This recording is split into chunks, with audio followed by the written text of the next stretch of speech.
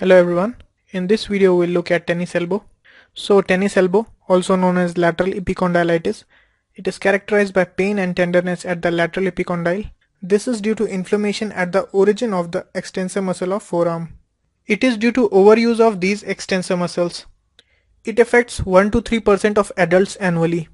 Mostly seen in the dominant arm, it is seen in people carrying or lifting heavy loads for a long period of time, or carpenters or tennis players doing squeezing or twisting motion for a long period of time, which can be occupational.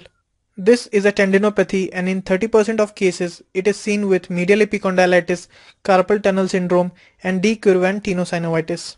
Looking at the anatomy, the muscles of the back of the forearm are divided into superficial muscles and deep muscles. The top 7 muscles, they are the superficial group of muscles, and the last one, the supinator, it is the deep muscle. Now all these muscles, they have an origin from the lateral epicondyle of the humerus, or at least a part of their origin from the lateral epicondyle of the humerus. Except for brachioradialis and extensor carpi radialis longus, there is a lateral supracondylar ridge at the humerus. The brachioradialis, it has the origin from upper 2/3 of it, and extensor carpi radialis longus has origin from lower 1/3 of it. Other than the supinator, there are 4 more deep muscles in the back of forearm.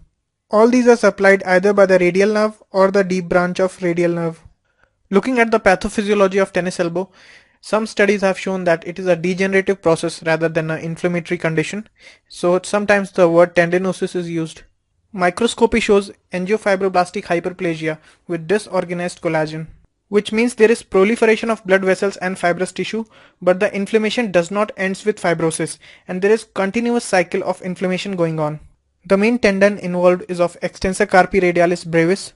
Other tendons involved can be extensor carpi radialis longus and extensor carpi ulnaris. Coming to the clinical features, there will be pain of insidious onset on wrist extension and gripping. There will be history of chronic repetitive wrist motion or elbow motion, which can be occupational. Point tenderness over the lateral epicondyle at the origin of extensor carpi radialis brevis, which is slightly anterior and below the lateral epicondyle. Clicking during elbow motion points to synovial plica or joint disease. There will be increased pain on finger and wrist extension against resistance. This is known as Cozen's test. Grip strength will also decrease. This remains a clinical diagnosis, but investigations can be done to rule out other conditions. X-ray, anteroposterior and lateral view with elbow flexion at 90 degree. This is to assess radiocapitellar joint and other disorders of lateral elbow. MRI may show degenerative changes at the origin of extensor carpi radialis brevis. This may also show loose bodies, which are fragments of bone or cartilage, and synovial plica at the radiocapitellar joint. Coming to treatment, which can be operative or non-operative. We start with the non-operative treatment and we tell the patient to stop the aggravating activity which has caused the problem. Other things which are given are oral anti-inflammatory drugs and counterforce bracing. This picture is of a tennis elbow band. Corticosteroid injection is given at the origin of extensor carpi radialis brevis. Extracorporeal shock wave therapy have also been tried. Now recently, platelet-rich plasma injection have been tried, and this has shown excellent results.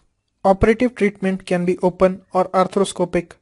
Extensor carpi radialis brevis is released and debridement is done with or without lateral epicondylectomy or decortication.